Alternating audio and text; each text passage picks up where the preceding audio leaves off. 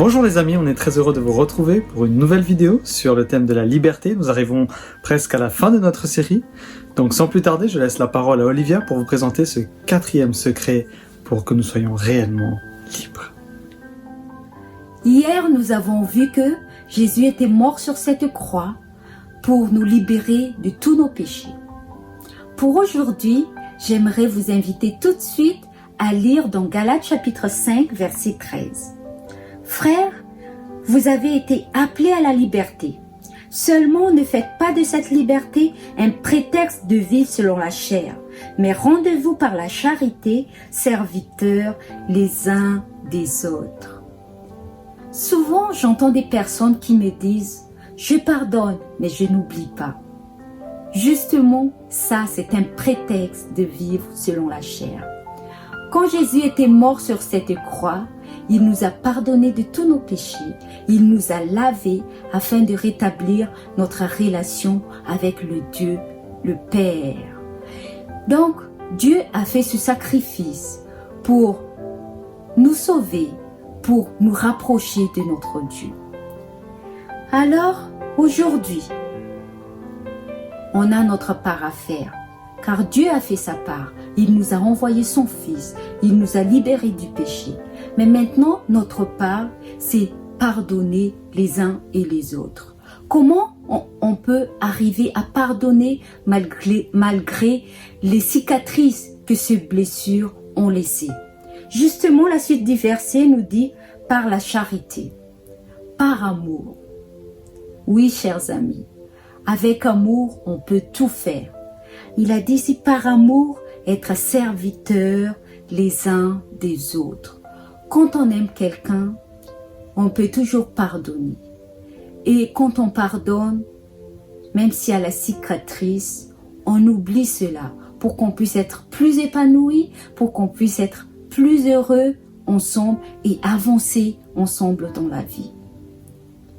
Justement, dans la prière dominicale, dans Matthieu chapitre 6, verset 12 nous dit « Pardonne-nous nos offenses comme nous pardonnons à ceux qui nous ont offensés. » Donc, pour être pardonnés de tous nos péchés, il faut que nous d'abord, à notre tour, de pardonner les uns et les autres.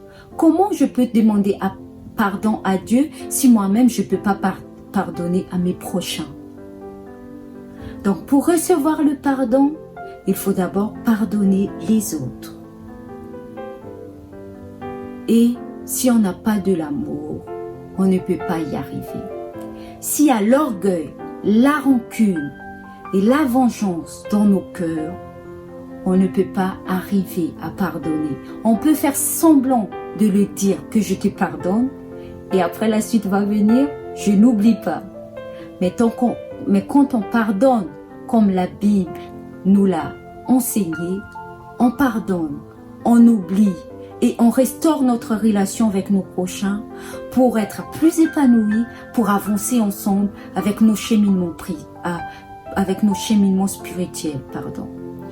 Ma prière pour nous aujourd'hui, chers amis, c'est que nous puissions laisser de côté nos différends, nos orgueils, nos rancunes, nos vengeances, afin qu'il puisse avoir la place pour l'amour, afin que nous puissions pardonner les uns et les autres et nous puissions être serviteurs les uns et les autres, comme la Bible nous conseille, nous enseigne, afin que nous puissions tous nous rapprocher de notre Dieu et atteindre ce but final, passer l'éternité avec notre Père Céleste. Telle est ma prière pour chacun et chacune d'entre nous, que Dieu nous bénisse tous. Amen.